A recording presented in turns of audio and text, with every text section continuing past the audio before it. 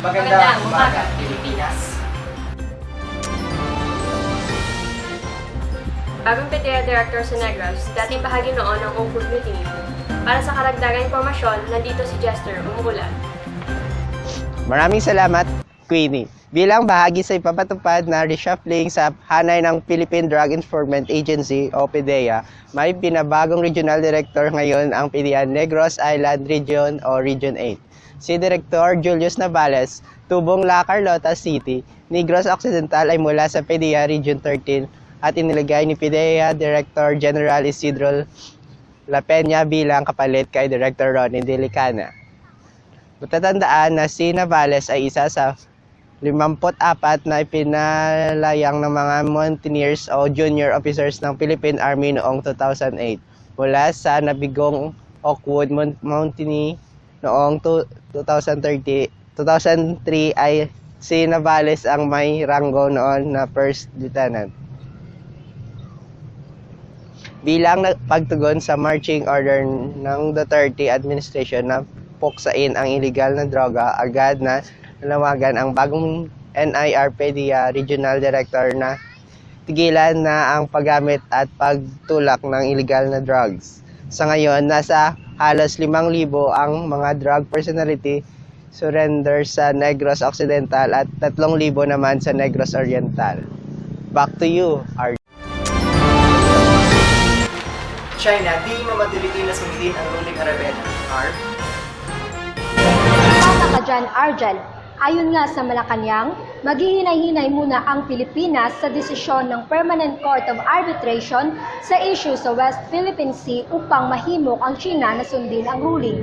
Sinabi ni Presidential Spokesperson Ernesto Avila, pinag-aaralan muna ng gobyerno ang magiging aktwal na tugon para sa China.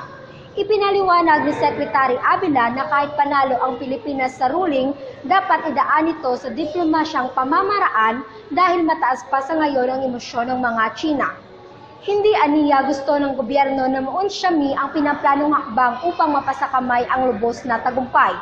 Ayon pa sa kalihim, hindi makakamit ang tagumpay sa palaban na paraan dahil hindi naman war o gyera ang hanap dito, kundi ang kapayapaan. Arbita Berna para sa Balitang Bayan. Para sa Balitang Sports, narito si Aya. At para sa Balitang Sports, Anderson, payag sa 1-year deal sa Cubs. Paglipat ni Birdman, okay kay Lebron. Pumayag na umano ang free agent na si Chris Birdman Anderson sa 1 taong kontrata o minimum deal sa Cleveland Cavaliers. Para mabigyan daan si Anderson, kinailangan ng Cubs na pakawalan ng kanilang sentro na si Shasha Kon patungo sa Sixers.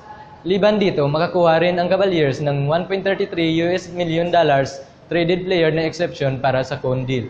Nawala rin sa kamay ng Cleveland ang kanilang center na si Tim Mozgov patungo sa Los Angeles Lakers dahil sa free agency.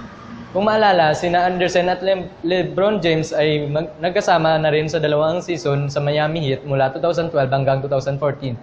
Sinasabing malakas umano ang suporta ni James para sa pagkuha kay Anderson pabalik sa Cavaliers. Makakatulong si Anderson sa kampanya ng Cavaliers na muling makuha ang titulo sa next season pagdating sa rebound off the bench. At ito po si Ayan Velasco para sa Balitang Sports.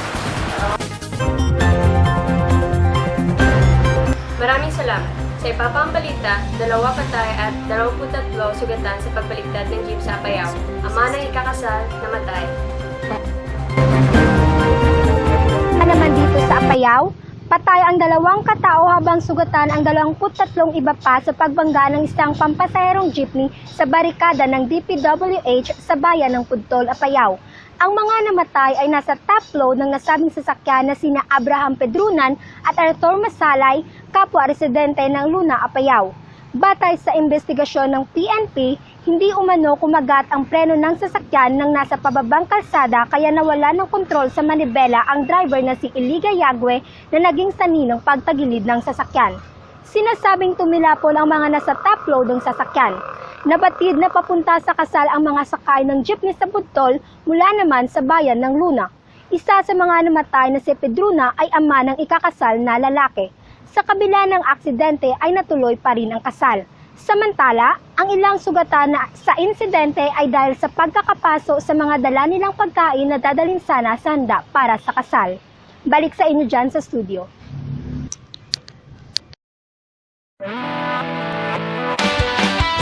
Sam, anong balita sa mundo ng showbiz? Para sa mga hot showbiz balita ngayon, Pia Words Back uwi na sa bansa para pag-usapan ni Duterte ang tumating hosting ng Miss Universe. Dumating na sa bansa noong July 16, 2016 si Miss Universe 2015 Pia Wurtzbach. Suot ni Pia sa kanyang pagbabalik ang black and white striped dress. Ito ay 2 araw bago ang gagawin niyang pagpupulong at courtesy call kay Presidente Rodrigo Duterte para sa pag-usapan ng proposal ng Pinay German beauty queen na sa Pilipinas gaganapin ang 2016 Miss Universe pageant.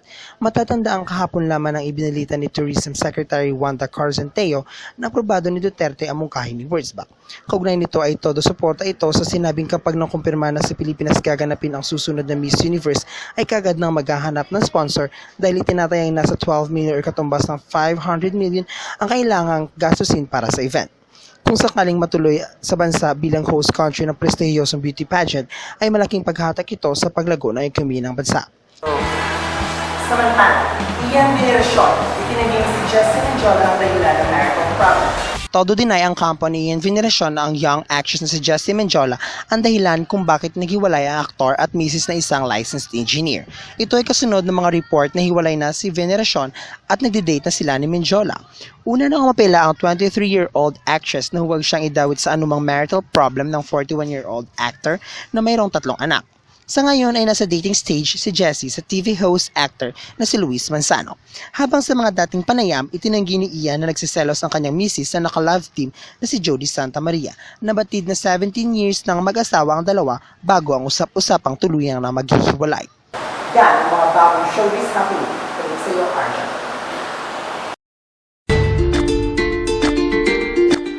At sa ulat ng panahon, Denise, low pressure area Aurora, tuluyan bang magiging bagyo? Argel, magandang balita. Aurora, di na magiging bagyo ayon sa Pag-asa. Hindi na magiging bagyo ang namataang low pressure area sa silangan ng Luzon. Huli itong natukoy sa layong 1,035 kilometro sa silangan ng Kasiguran, Aurora. Bukod sa malapit na umano ito sa lupa, sinabi ng Pag-asa na may umiiral ding ridge of high pressure area sa hilagang bahagi ng bansa, kaya hindi rito mabubuo ang anumang bagyo. Sa ngayon, wala pang ibang aktibong weather disturbance na posibleng makaapekto sa Pilipinas sa mga sumusunod na araw. Sa pagtaya ng Pag-asa, 2 hanggang 3 bagyo ang maaaring pumasok sa Philippine Area of Responsibility ngayong Hulyo. Kaya maging handa at alerto. Magandang umaga.